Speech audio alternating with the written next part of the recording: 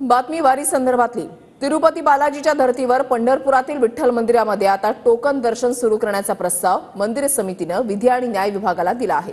Token दर्शन सुरू करण्यासाठी 4 मजली हॉल तसंच स्कायवॉक निर्माण करण्यासाठी 103 कोटी रुपयांची घोषणा मुख्यमंत्री शिंदे उद्याची पूजा झाल्यानंतर करण्याची शक्यता असल्याची माहिती मंदिर समितीचे अध्यक्ष गहिनीनाथ महाराज औसेकर यांनी दिलेली आहे।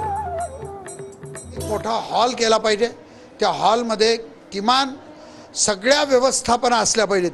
हे सगळं करण्यासाठी किमान आपल्याला 70 कोटी रुपयाचा खर्च आहे व त्याला जोडण्यासाठी एक आपल्याला स्काय वॉक लागणार आहे। असं सगळं मिळून 103 कोटीचा आज आपला एक योजना आहे। आम्ही मुख्यमंत्री साहेबांना विनंती केलेली आहे व यावेळेसही आम्ही मुख्यमंत्री साहेबाला विनंती करणार आहोत आणि त्यांच्यासमोर आम्ही आग्रह धरणार आहोत।